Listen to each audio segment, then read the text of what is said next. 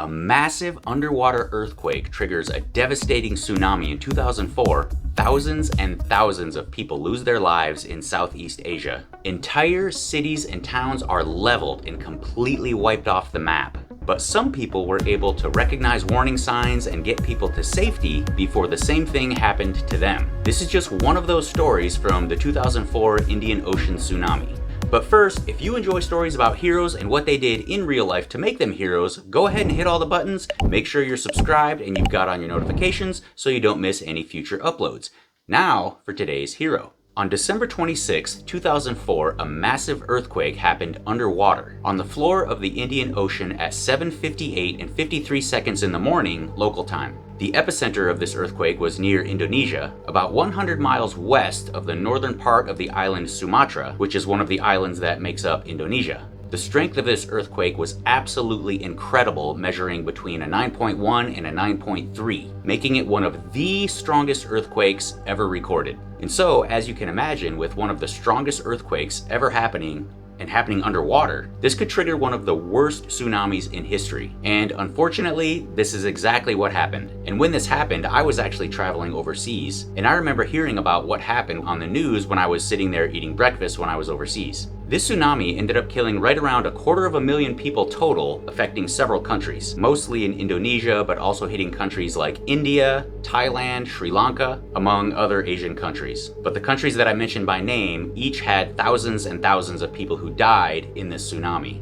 where the most deaths occurred in Indonesia, where an estimated 167,000 people lost their lives. And there are also lots of heroic stories that came from this tsunami, where some people knew what was going to happen, they recognized the signs, and so they took action and ended up saving many, many people's lives. And sometimes the hero is not even who you would expect. So, in December of 2004, the Smith family, consisting of Colin, his wife Penny, and their two young daughters, Tilly and Holly, they were in Thailand, in Phuket, which is a very touristy island in southern Thailand. People go there for their beautiful white sandy beaches and clear water, and so the Smith family decided to leave their home in Oxshott, England, and spend their Christmas vacation in Phuket, Thailand, so they can enjoy the tropical weather, the beautiful beaches, and the gorgeous sunsets from the island of Phuket.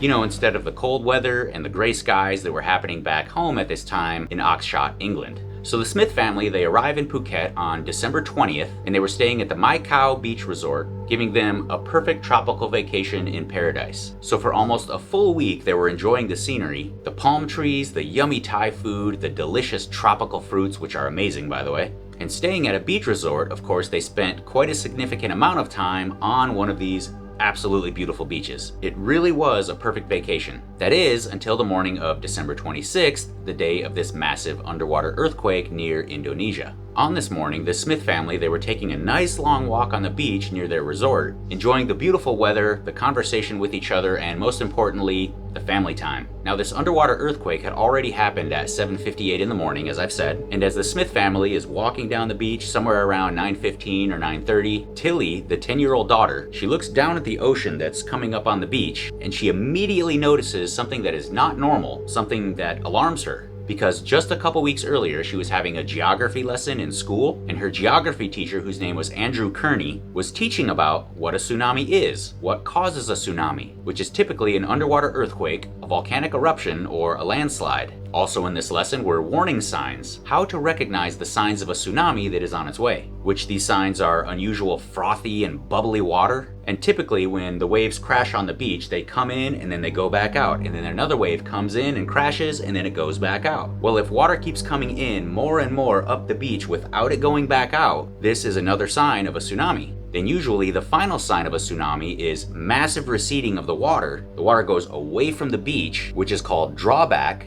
Basically, the water quickly gets pulled away from the beach and it exposes the sea floor. And when this happens, there's usually only a few minutes to react before this tsunami hits. Then the last thing covered in Andrew Kearney's lesson was what to do if you see these warning signs, which is obviously get out of there, get to higher ground. Well, when Tilly, the 10-year-old daughter of the Smith family, when she looked down at the water on the beach, what she saw was this really frothy and bubbly water. She said it looked like the foam when you pour a beer or a soda, and besides this, she also noticed the water was coming in more and more instead of coming in and going out, coming in and going out. And this also not being their first walk on the beach, remember they've already been here for almost a week at this point, and so Tilly notices right away that things are different. The ocean water, it wasn't like this during their previous walks. So when she sees these signs and she remembers her geography lesson, she immediately tells her parents about the danger of a tsunami because of these signs, this frothy water, and the fact that the waves they're not going back out. Well, her parents hear her words and they pretty much ignore her. They tell her, oh, don't worry, everything will be all right, and they just want to continue on with their walk. But Tilly, she kept on with her warnings with what she was seeing in the water. She kept saying, it's the water, it's the bubbles in the water. When the water bubbles like that, it means there's been an underwater earthquake.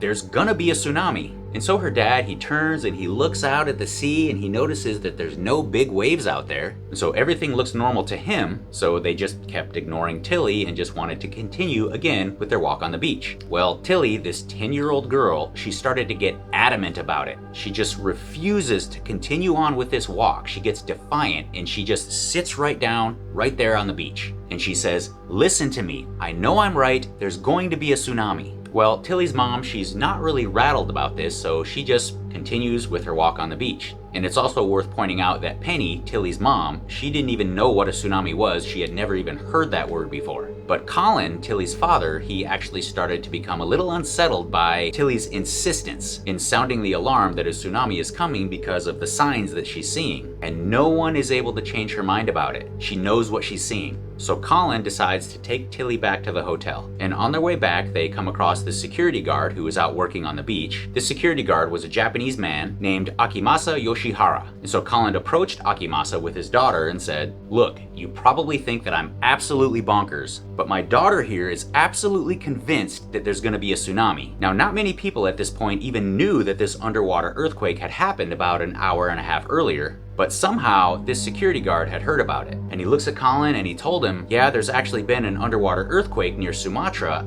I think your daughter's right. And so with this security guard having the information that yes, an earthquake occurred underwater, and then getting some confirmation that there are people seeing signs of a tsunami, the security guard then starts to wave people in that are out swimming in the sea and getting people cleared out of there. So in less than 10 minutes after Tilly, she notices this frothy, bubbly water on their walk, the Maikau beach in front of their hotel that they're staying at is being evacuated. The people on the beach, they were instructed to go inside the hotel and up to the second floor at least. So dozens and dozens of people, they start running into the hotel and going up to the second floor. Colin, he's out there and he's waving frantically to his wife who is still out there walking on the beach, trying to get her to see him and come back. Then the people who are out there, they see the drawback where the water is quickly receding away from the beach and the sea floor is exposed. Then people start to see way out in the ocean, off in the horizon, what looks like a dark strip out in the water from all the way to the left to all the way to the right. Then this dark strip appears to get bigger and bigger as it's getting closer and closer. Then it's clear that this dark strip is actually a 30-foot wall of water heading right for the beach. Colin then sees his wife running towards him and screaming, "Get the kids!" Penny was actually one of the last people to still be out on the beach because she was still out taking her walk. Everyone then screams out, "Run, run!" And Penny is trying to outrun this giant wave that's coming in, and she was thinking that she's about to die. She was more frightened than she's ever been in her entire life. The Smith family barely makes it to the second floor when the tsunami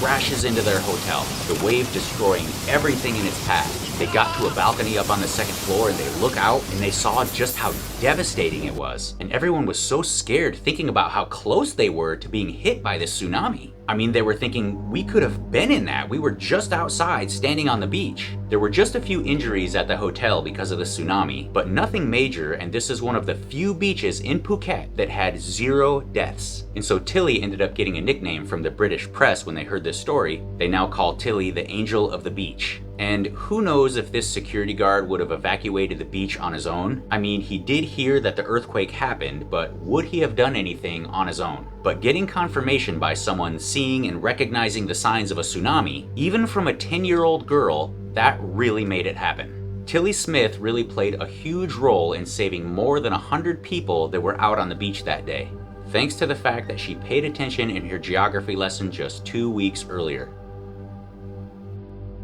Thank you so much for watching. It's also worth noting that when I was researching this story, I came across accounts of people saying that elephants and other animals, they started moving away from the sea and getting to higher ground with plenty of time before this tsunami hit. And this was also true when a tsunami in 1755 that happened in Lisbon, Portugal, animals were seen running away from the shore long before the tsunami hit. So it's worth paying attention to how animals act in the wild. They can hear things and sense things that we can't. Animals know what's up. Thank you so much again for watching. See you next time.